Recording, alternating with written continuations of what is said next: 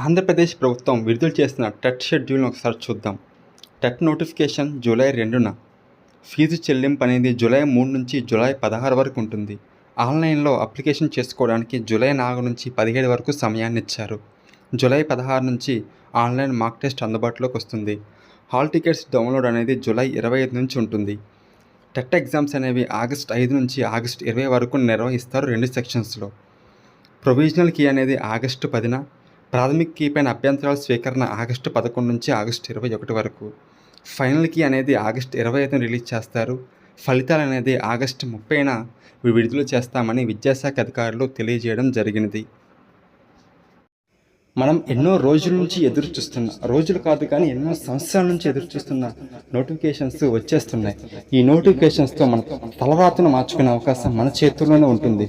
మనం చేస్తున్నది మామూలు యుద్ధం కాదు, ఉద్యోగ కురుక్షేత్రం అనే యుద్ధం. ఈ ఉద్యోగ కురుక్షేత్రం అనే యుద్ధంలో మనకున్న ఆయుధాలు పుస్తకాలు మాత్రమే. ఆ పుస్తకాలతోనే మనం నిత్యం యుద్ధం చేస్తూ ఉండాలి. ఎలాంటి యుద్ధం అంటే అలుపెరగని యుద్ధం. ఈ యుద్ధంలో నువ్వు ఎంతవరకు కష్టపడగలవో అంతవరకు కష్టపడు. నువ్వు ఎంతవరకు కష్టపడాలంటే, మొన్నే మ్యాచ్లో T20 వరల్డ్ కప్ మ్యాచ్లో సూర్యకుమార్ యాదవ్ మిల్లర్ క్యాచ్ని పట్టాడు. ఆ క్యాచ్ని పట్టడానికి సూర్యకుమార్ యాదవ్ ఎంత కష్టపడ్డాడు, ఎంత సాహసం చేశాడు. ఆ క్యాచ్ పట్టిన తర్వాత మనం అందరం ఉన్నాం, అబ్బా ఏం పట్టాడ్రా క్యాచ్ అని. నువ్వు కూడా అంతే కష్టపడాలి. ఉద్యోగం సాధించిన తర్వాత నీ చుట్టుపక్కల ఉన్న వాళ్ళు, అబ్బా ఏం ఉద్యోగం సాధించాడ్రా అనేంత విధంగా నీ కష్టం ఉండాలి. నాకు బాగా నచ్చిన ఒక కవితను మీతో షేర్ చేసుకుంటాను. అదేమిటంటే, నీ మీద కొంచెం కూడా కనికరం లేని కాలాన్ని. అంటే దాని అర్థం ఏమిటంటే, కాలం అనేది నీ మీద అసలు కనికరం చూపించదు.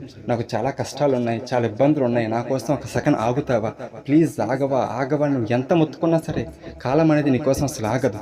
కొంచెం కూడా నీ మీద కనికరం చూపించిన కాలాన్ని 60 సెకండ్లతో నింపితే ఈ విశ్వం నీదేనంట. ఒక నిమిషాన్ని నువ్వు నిమిషంలా చూడకుండా 60 సెకండ్లుగా చూస్తే, అంటే ఆ 60 సెకండ్లు కూడా ప్రతి సెకండ్ నువ్వు వాడుకోగలిగితే విజయం నీదే.